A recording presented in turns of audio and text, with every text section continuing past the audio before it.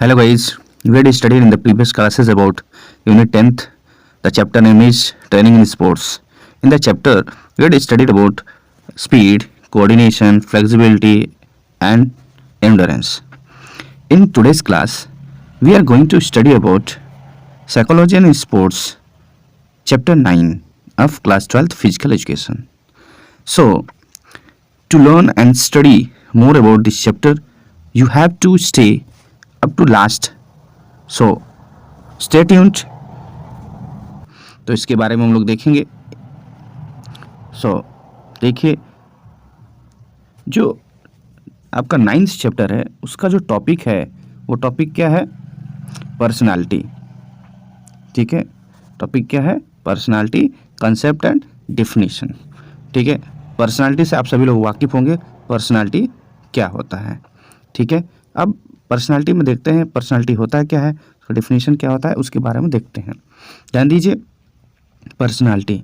The word personality is derived from the Latin word persona. ये जो personality word है कहाँ से लिया गया है?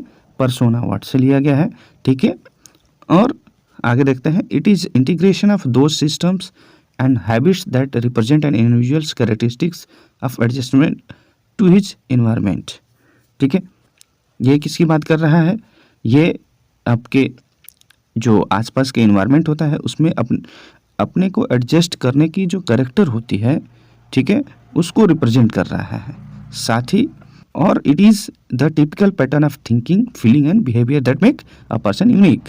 ठीक, यहाँ पे एक बात और कह रहा है कि ये टिपिकल पैटर्न है थिंकिंग का, फीलिंग का, बिहेवियर का, जैसे कि एक पर्सन का यूनिकनेस क्लियरेंस होता है. ठीक है, चलिए आगे देखते हैं. अब यहाँ बात करेंगे जनरल पर्सनालिटी डायमेंशंस की. ठीक है, पर्सनालिटी के कुछ डायमेंशंस होते हैं उनको, और ये जो डायमेंशंस हैं ये क्या होंगे? जनरल होंगे. कैसे होंगे? जनरल. तो पहला देखते हैं फिजिकल डायमेंशन में.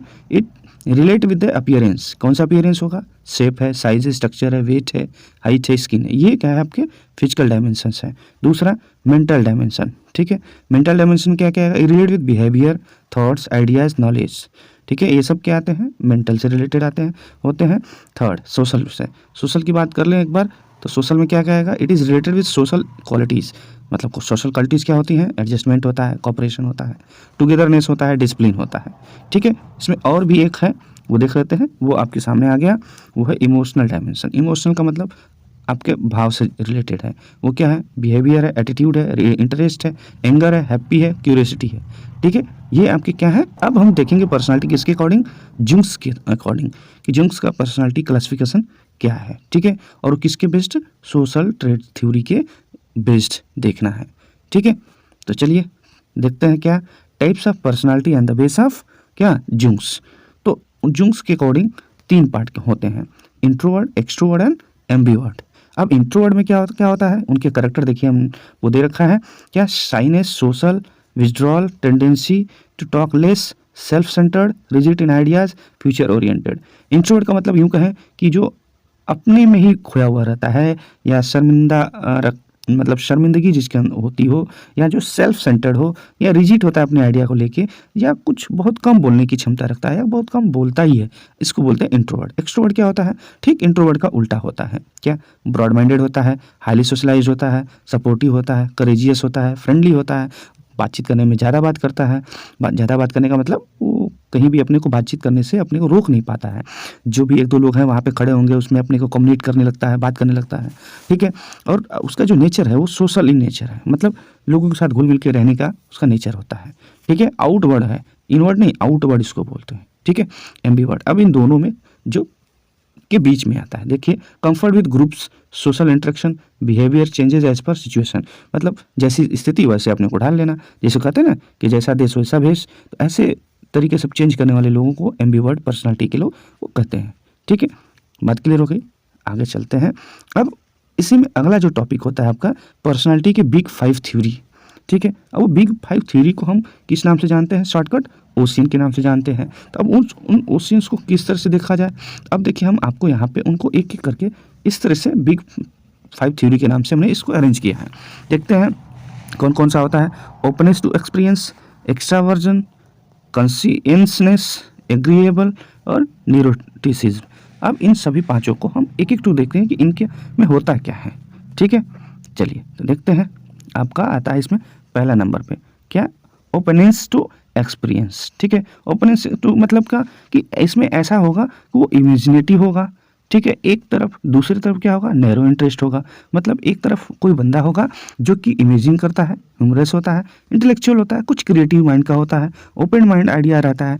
लेकिन उसी के ठीक विपरीत हो सकता है कि वो अनुभव रखता हो लेकिन क्या करता है, थोड़ा कंट्रोल में रहता है, सस्पिशियस होता है या रिजिड होता है। मतलब रिजिड का मतलब कोई एक ही पॉइंट पे अपना फिक्स हो जाता है। ठीक है, उससे टच से मस नहीं होता है।